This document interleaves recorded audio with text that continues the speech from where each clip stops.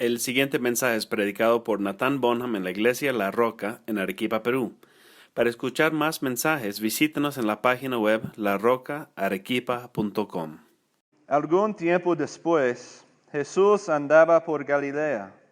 No tenía ningún interés en ir a Judea, porque allí los judíos buscaban la oportunidad para matarlo. Faltaba poco tiempo para la fiesta judía de los tabernáculos. Así que los hermanos de Jesús le dijeron: deberías salir de aquí e ir a Judea, para que tus discípulos vean las obras que realizas. Porque nadie que quiera darse a conocer actúa en secreto. Ya que haces estas cosas, deja que el mundo te conozca. Lo cierto es que ni siquiera sus hermanos creían en él, y por eso Jesús les dijo: para ustedes, cualquier tiempo es bueno, pero el tiempo mío aún no ha llegado. El mundo no tiene motivos para aborrecerlos. A mí, sin embargo, me aborrece porque yo testifico que sus obras son malas. Suban ustedes a la fiesta. Yo no voy todavía a esta fiesta, porque mi tiempo aún no ha llegado. Dicho esto, se quedó en Galilea. Sin embargo, después de que sus hermanos se fueron a la fiesta, fue también él, no públicamente, sino en secreto. Y por eso las autoridades judías lo buscaban durante la fiesta y decían: ¿dónde se habrá metido? Entre la multitud corrían muchos rumores acerca de él. Unos decían: es una buena persona. Otros alegaban: no, lo que pasa es que engaña a la gente. Sin embargo, por temor a los judíos, nadie hablaba de él abiertamente. Jesús esperó hasta la mitad de la fiesta para subir al templo y comenzar a enseñar. Los judíos se admiraban y decían: ¿de dónde sacó tantos conocimientos sin haber estudiado? Mi enseñanza no es mía, replicó Jesús, sino del que me envió. El que esté dispuesto a hacer la voluntad de Dios reconocerá si mi enseñanza proviene de Dios o si yo hablo por mi propia cuenta. El que habla por cuenta propia busca su vanagloria. En cambio, el que busca glorificar al que lo envió es una persona íntegra y sin doblez. No les ha dado Moisés la ley a ustedes. Sin embargo, ninguno de ustedes la cumple. ¿Por qué tratan entonces de matarme? Estás endemoniado, contestó la multitud. ¿Quién quiere matarte? Hice un milagro a todos ustedes, han quedado asombrados. Por eso Moisés les dio la circuncisión, que en realidad no proviene de Moisés, sino de los patriarcas. Y aún en sábado lo practican. Ahora bien, si para cumplir la ley de Dios circuncidan a un varón incluso en sábado, ¿por qué se enfurecen conmigo si en sábado lo sano por completo? No juzguen por las apariencias, juzguen con justicia. Algunos de los que vivían en Jerusalén comentaban: ¿no es este al que quieren matar? Ahí está, hablando abiertamente, y nadie le dice nada. ¿Será que las autoridades se han convencido de que Él es el Cristo? Nosotros sabemos de dónde viene este hombre, pero cuando venga el Cristo, nadie sabrá su procedencia. Por eso Jesús, que seguía enseñando en el templo, exclamó: ¿con qué ustedes me conocen y saben de dónde vengo? No he venido por mi propia cuenta, sino que me envió uno que es digno de confianza. Ustedes no lo conocen, pero yo sí lo conozco porque vengo de parte suya, y él mismo me ha enviado. Entonces quisieron arrestarlo, Pero nadie le echó mano porque aún no había llegado su hora. Con todo, muchos de entre la multitud creyeron en él y decían, ¿cuándo venga el Cristo? ¿Acaso va a hacer más señales que este hombre? Los fariseos oyeron a la multitud que murmuraba estas cosas acerca de él, y junto con los jefes de los sacerdotes mandaron unos guardias del templo para arrestarlo. Voy a estar con ustedes un poco más tiempo, afirmó Jesús, y luego volveré al que me envió. Me buscarán, pero no me encontrarán, porque a donde yo esté no podrán ustedes llegar. Y a dónde piensa irse, que no podamos encontrarlo, comentaban entre sí los judíos. ¿Será que piensa ir a nuestra gente dispersa entre las naciones para enseñar a los griegos? ¿Qué quiso decir con eso de que me buscarán, pero no me encontrarán? Y a donde yo esté no podrán ustedes llegar. Esta es la palabra de Dios, y oremos. Padre, te damos gracias por tu palabra que nos da la vida eterna. Entonces, en este momento, Padre, ayúdanos a entender lo que tú nos estás enseñando. Danos oídos para oír y ojos para ver. Te pedimos todo esto en el nombre de Jesucristo. Amén. Por favor, pueden tomar un asiento.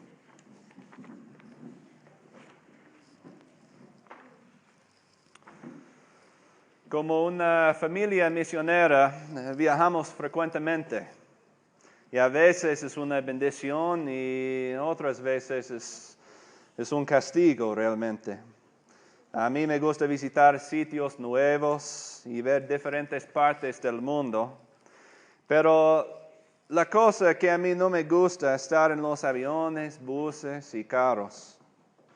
Para ser sincero, cuando viajo no estoy de buen humor. Típicamente estoy cansado, dolorido y impaciente. Quiere decir que no quiero hablar con nadie. Ya lo sé, no es la actitud de un misionero, ¿no? Pero es la realidad. Pero de vez en cuando tengo ganas de hablar con un extraño. Hablo con la persona sentada al lado a mí, o con otra persona en la cola, o con un empleado. Y es típico que cuando descubren que soy pastor, no quieren hablar más conmigo. Y por eso guardo esa información hasta el fin de la conversación. Pero en cualquier caso, cuando conozco a alguien, quiero saber 3 cosas sobre ellos. Primero, quiero saber quiénes son. Segundo, quiero saber de dónde son. Y tercero, quiero saber a dónde van. Esta mañana, mientras estudiamos estos 36 versículos, vamos a hacer estas mismas preguntas sobre Jesús. Otra vez quiero recordarles el propósito de este libro, de este evangelio. Está encontrado en el capítulo 20, el versículo 31. Cada vez que predico quiero leer este versículo para que por el fin de esta serie se habrá sido memorizado. Entonces escuchen bien. Dice Juan en el capítulo 20. Pero estas se han escrito para que ustedes crean que Jesús es el Cristo, el Hijo de Dios, y para que al creer en su nombre tengan vida. Con este fin vamos a hacer estas preguntas. ¿Quién es Jesús? ¿De dónde viene? ¿Y a dónde va? Vamos a empezar con la primera pregunta. ¿Quién es Jesucristo de la Biblia? Quizás para algunos piensas que ya has contestado esta pregunta hace mucho tiempo. Y para otros, quizás estás luchando con esta pregunta esta mañana. En cualquier caso, es la pregunta más importante que puedes hacerte. Es la única pregunta que tiene consecuencias eternales.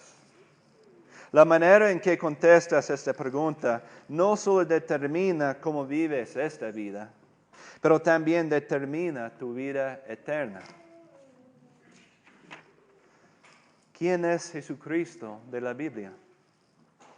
Un historiador y escritor se llama C.S. Lewis, dice que hay solamente 3 respuestas posibles. Jesucristo es un mentiroso, es un loco, o Jesucristo es el Señor. Tiene que ser uno de estos 3 y es una decisión que tienes que tomar. En este pasaje vamos a ver que la gente ofrece estas 3 respuestas. Por ejemplo, en el versículo 12, vemos que algunas personas dicen que Jesús engaña a la gente. En otras palabras, ellos creen que Jesús es un mentiroso. En el versículo 20, la multitud dice que Jesús está endemoniado. Quiere decir que Jesús es loco. Y luego, en el versículo 41, otros dicen que Jesús es el Cristo, el Señor. Pensemos en cada una de estas 3.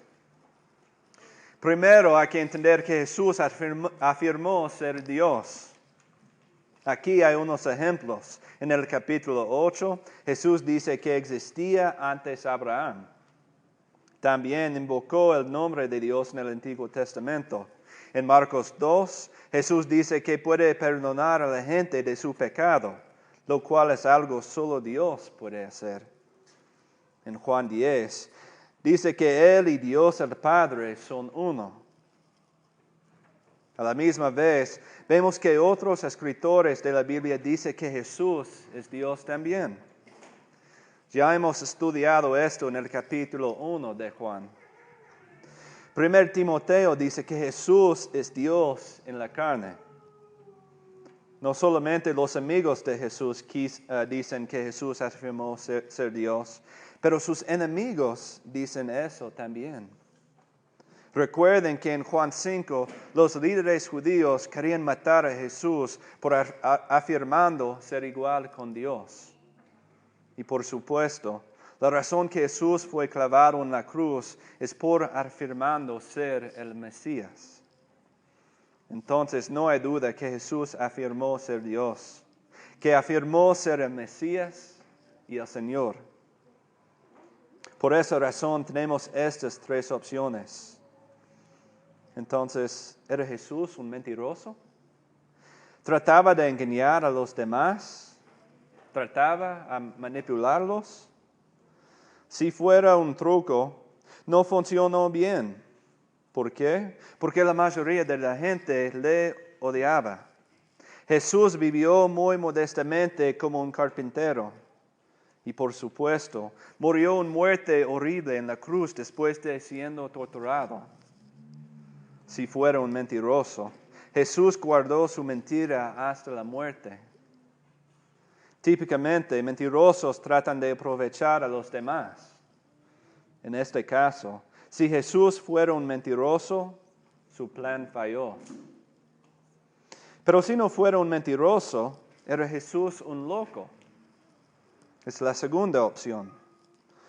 No sé en el Perú, pero en los Estados Unidos, si visites las ciudades grandes, vas a ver a muchos locos quien dice que son Dios.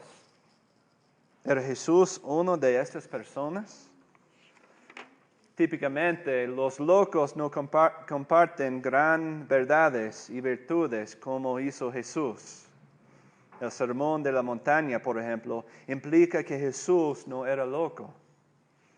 También las enseñanzas de un loco no duran por millares de años y engañan a millones de personas como hicieron las enseñanzas de Jesucristo. Si Jesús fuera un loco, era uno muy bueno. Si crees que Jesús era uno de estos, un mentiroso o un loco, hay implicaciones para tu vida. Primero, no tienes una razón para sentarte aquí esta mañana. Como una iglesia, creemos que Jesús es quien la Biblia nos dice que Jesús es. En otras palabras, creemos que Jesús es Dios, que nació por una virgen, que vivió una vida perfecta, que su muerte en la cruz fue el castigo por nuestro pecado y que Jesús resucitó el tercer día. Si crees que Jesús era un mentiroso o un loco, no hay punto en tu presencia aquí hoy día. Estás perdiendo tu tiempo. Pero a la misma vez, si crees que Jesús era un mentiroso o un loco, significa que Jesús no ha pagado por tu pecado. Significa que en este momento, en los ojos de Dios, eres culpable. Significa que tu pecado te ha separado de Dios y que tu desobediencia contra Dios tiene que ser reconciliado. Esto significa que tienes que sufrir el castigo por tu pecado. Y el castigo que cualquier pecado es el infierno eterno.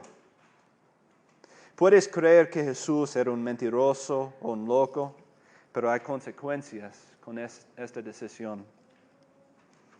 Pero hay una opción más que podemos ver en este pasaje. Yo creo que es la opción más peligrosa. Y podemos verlo en el versículo 12. Mira en el versículo 12. Dice que algunos creían que Jesús era una buena persona. Muchos no dicen que Jesús era un mentiroso o un loco, pero la mayoría diría que Jesús era solo una buena persona. Pienso que si vayas a la plaza de armas y le preguntes a alguien quién es Jesús, la mayoría te diría que Jesús era una buena persona y nada más. Te dirían que Jesús vivió una vida sincera y pacífica, que Jesús era un ejemplo de cómo debemos vivir y no más. Esta es la respuesta más peligrosa. ¿Por qué? Típicamente esta respuesta viene de una ignorancia de la Biblia. Casi todos han oído de Jesús, pero no saben mucho de la palabra de Dios. Como hemos visto, Jesús afirma que Él es Dios. Y otros escritores dicen que Jesús es Dios. Y los enemigos reconocen que Jesús afirma ser Dios. Dios nunca afirmó ser solo una buena persona o un ejemplo moral. Una buena persona y un ejemplo moral no puede salvarte de tu pecado. Solo Jesucristo, como tu Salvador y Señor, puede salvarte de tu pecado. Sí, Jesucristo era una buena persona, pero era mucho más.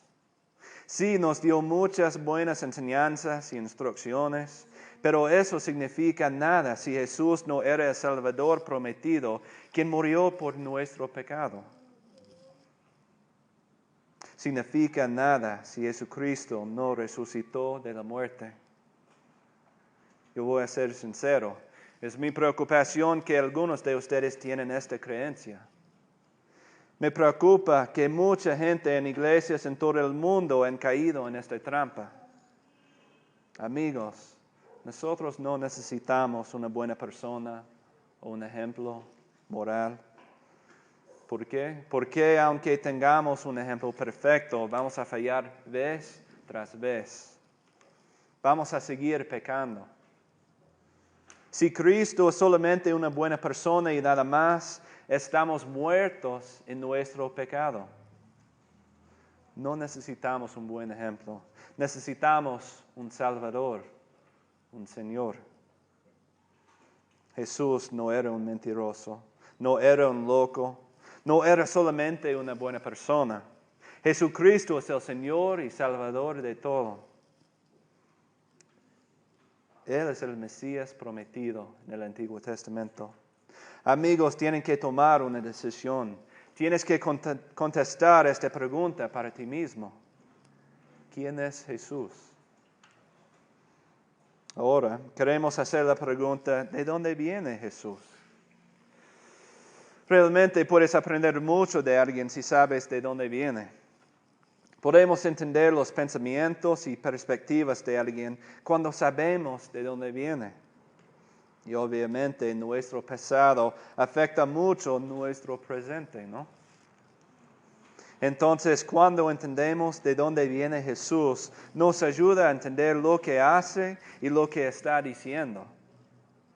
Vamos a ver que hay dos respuestas para esta pregunta. Y pienso que vemos los dos en el versículos 28 y 29. Y quiero leerlo otra vez. El versículo 28. Por eso Jesús, que seguía enseñando en el templo, exclamó: con ustedes me conocen y saben de dónde vengo. No he venido por mi propia cuenta, sino que me envió uno que es digno de confianza. Ustedes no lo conocen, pero yo sí lo conozco porque vengo de parte suya, y él mismo me ha enviado. Aquí vemos que Jesús está hablando en dos niveles. Les está hablando en un nivel terrenal y un nivel celestial. Les está hablando de un nivel que tiene un principio y un fin, y en otro nivel que es eterno. En otras palabras, Jesús está diciendo esto: sí, saben de dónde vengo. Yo nací en Belén en una familia pobre, pero ustedes no vean realmente de dónde vengo. Dice Jesús: estoy aquí porque Él que me envió. Antes de toda creación, era el plan de Dios el Padre que Él mandaría a Dios el Hijo, Jesucristo. Sus raíces no son de María y José en Belén. Sus raíces son de Dios mismo. Como hemos oído en Juan 1, Jesús estaba con Dios y Jesús era Dios. Y luego Jesús bajó de los cielos a la tierra para que todo el que crea en Él tenga vida eterna. Y por esta razón, Jesucristo es ambos Dios y hombre. Él tiene una historia terrenal y también una historia celestial. Cuando entendemos esta distinción entre lo terrenal y lo celestial, y entre lo temporal y lo eterno, cuando entendemos que Jesús es Dios y hombre, empezamos a entender sus enseñanzas y sus hechos. Esto es lo que Jesús nos está haciendo. Pensamos nosotros en términos de lo que podemos ver, tocar, oler, oír y probar. Y es difícil pensar fuera de nuestros sentidos, ¿no? Jesús nos está mostrando que hay algo más que existe. Hay eternidad. Debemos acabar de pensar en cosas temporales y enfocarnos en cosas eternas. Pero como dijimos antes, necesitamos la obra de Dios para ver estas cosas. Miren el versículo 5. Dice que aún los hermanos de Jesús no lo creen. Sus ojos estaban enfocados en cosas terrenales. Pensaban que Jesús quería ser una figura pública. Y la multitud en la fiesta estaba confundido. Lo vemos en el versículo 15. Le preguntan a Jesús cómo era posible que Jesús sabía tanto sin haber estudiado. Las autoridades no pueden ver esta realidad tampoco. Y por eso querían arrestar y matar a Jesús. Todo lo que hemos estudiado y todo lo que vamos a estudiar no tiene sentido a menos que entendamos quién es Jesús y de dónde viene. Hay que entender que Jesús es Dios y hombre. Finalmente, hay que entender a dónde va Jesús. Este es nuestro tercer y último punto. Si no contestemos esta pregunta, estaremos muy confundidos en este pasaje. En la primera parte de este pasaje vemos la palabra tiempo varias veces.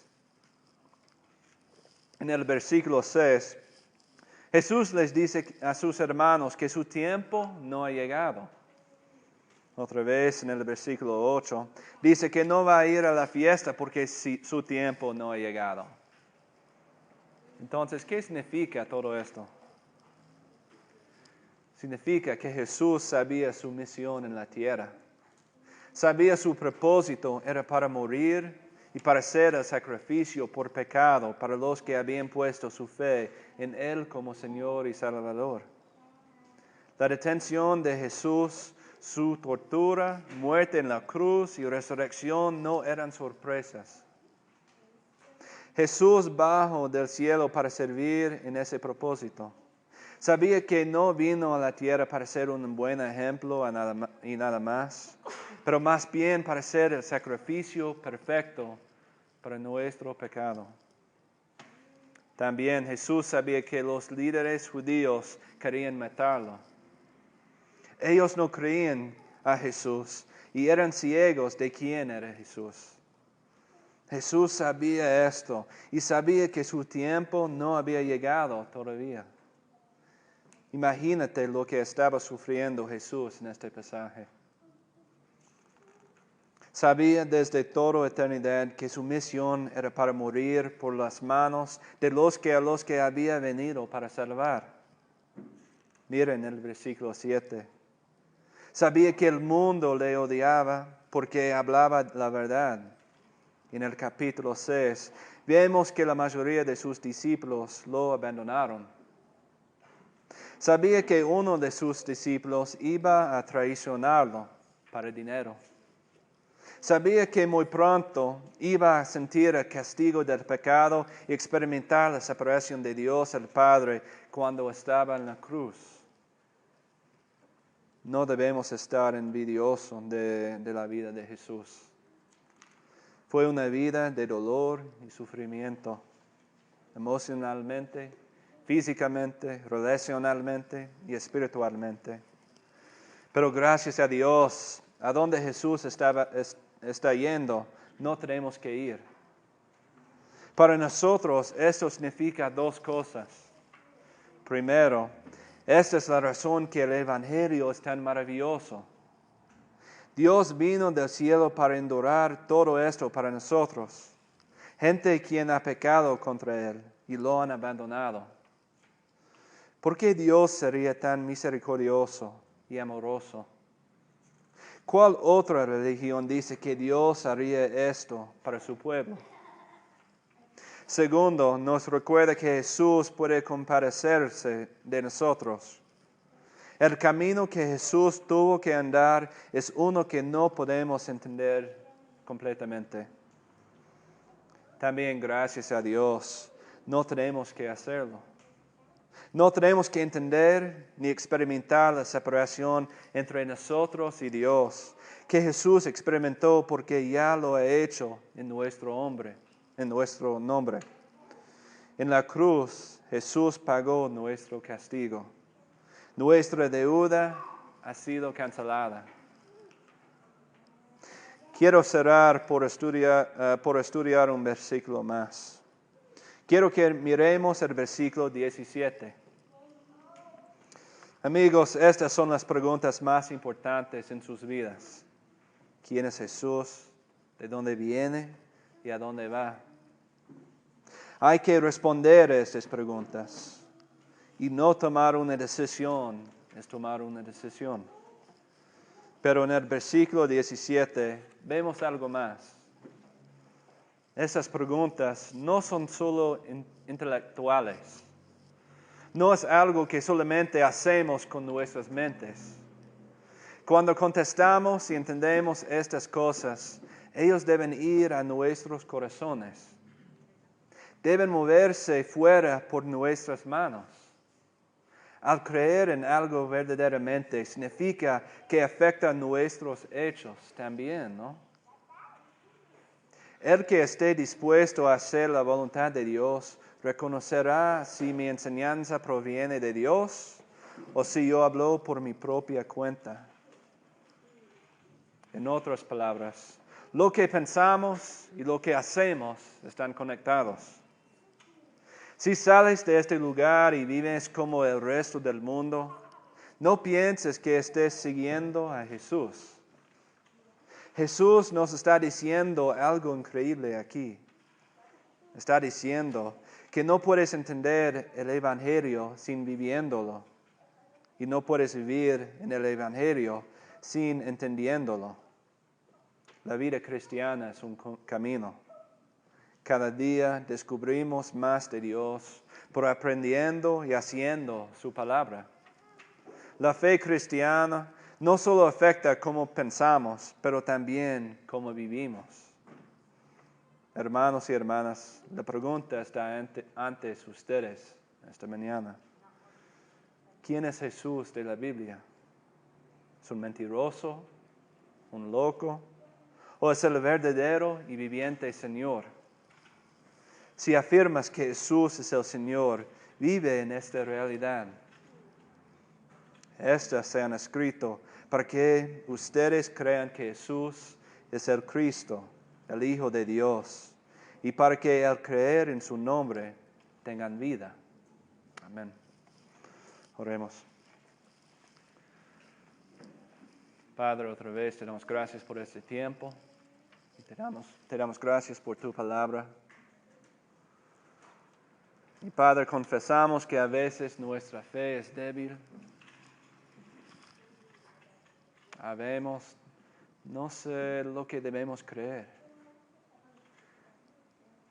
El Jesús de la Biblia es un mentiroso, es un loco, es el Señor, el Salvador de nuestras vidas. Entonces, Padre, necesitamos tu ayuda, necesitamos tu fuerza en nuestras vidas. Necesitamos tu sabiduría, tu discernimiento en nuestras vidas también, porque a veces es difícil creer. Entonces, Padre, fortalécenos en este momento. Fortalécenos por tu palabra, por el Espíritu Santo. Este mensaje